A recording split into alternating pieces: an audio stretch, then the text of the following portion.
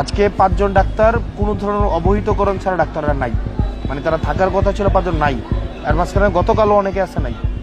এই 5 জনকে শোকজ দেওয়া হয়েছে এবং আমাকে হোয়াটসঅ্যাপে সকাল 8:20 8:30টার মধ্যে এই অ্যাটেন্ডেন্স শিট পাঠিয়ে দিতে হবে।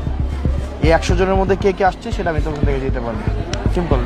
এরপর হচ্ছে উনি 7:45 ডাক্তারদেরকে একটা ব্রিফ দিবে, সব ডাক্তারকে একসাথে নিয়ে একটা ব্রিফ দিবে যে আজকে কি ধরনের অ্যাক্টিভিটি করবে।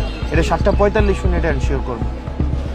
আজকে 5 জন ডাক্তার কোনো ধরনের অবহিতকরণ ছাড়া ডাক্তাররা নাই, মানে তারা থাকার কথা ছিল 5 জন নাই। আর মাঝখানে গতকালও অনেকে আছে নাই। এই 5 জনকে শোকজ দেওয়া হয়েছে, কারণ দর্শানোর নোটিশ দেওয়া হয়েছে। আপনার কারণ দর্শানোর যদি মনে হয় যে কনভিন্সিং, দেন আপনি আপনার অ্যাডমিনিস্ট্রেটিভ ব্যবস্থা নেবেন। আর যদি মনে হয় যে কনভিন্সিং, আপনার অ্যাডমিনিস্ট্রেটিভ যে ধরনের ব্যবস্থা আছে আপনারা সেই ধরনের ব্যবস্থা নেবেন। আপনি পিপলটা সার্ভিস দেবেন, আমি আপনার সার্ভিস দেবো। আর আপনারা এখানে ডাক্তার আছেন, আপনাদেরকে আমি ডাক্তারি শেখানোর এই দুঃসাহসটা আমি করবো না। আমি আপনাদেরকে রেসপেক্ট করি, আমি আপনাদেরকে প্রফেশনাল স্পেসটা দিই। আমাদেরও যেহেতু রিসোর্সের লিমিটেশন আছে, আমরাও আপনাদেরকে সব রিসোর্স দিতে পারি না, আমাদের সীমাবদ্ধতা আছে, আমাদেরও রুম স্পেস সংকট আছে, এইটা সেইটা অনেক সংকটের মধ্য দিয়ে আপনাকে সেবাটা দিতে হবে। এবং এই জন্যই আপনারা হচ্ছেন এই সার্ভিসে আসছেন, আমরা আপনাদেরকে বেশি সম্মান দিতে পারবো। তো আপনারা আপনাদের জায়গা থেকে কোঅপারেট করেন, আমরা আপনাদের জায়গা থেকে কোঅপারেট করবো। আর আপনি তো নিজে হচ্ছে দেখিয়েই গেলেন পরিস্থিতি, দেখিয়ে তো গেছেন, তাই না? একটু ভিতরে যা হয়েছে একটু আমি পরে আসছেন ভিতরে তো এটাই এই আইসা দেখলাম 5 জন ডাক্তার নাই। অন্য একটু বিষয় নিয়ে আলোচনা না, হঠাৎ আইসা দেখলাম 5 জন ডাক্তার নাই।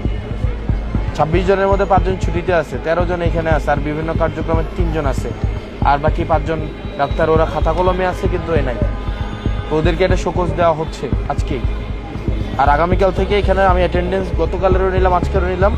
বেশিরভাগ ডাক্তারই হচ্ছে আপনার দেখা যায় 9টার পরে, 8:55, যেখানে 8টায় থাকার কথা ছিল। আবার যাওয়ার সময় চলে যায় আবার 1টার দিকে। আবার অনেকে যাওয়ার টাইমে আবার অ্যাটেন্ডেন্স দিয়ে যায় না, তো বোঝার উপায় নেই। তো আগামীকাল থেকে যেহেতু 8টার মধ্যে ওনাদের অফিস শুরু হবে, তো মহিবুর সাহেব উনি 7:45 সব ডাক্তারকে নিয়ে একটা ব্রিফ দিবে আগে, সবাইকে একসাথে করে।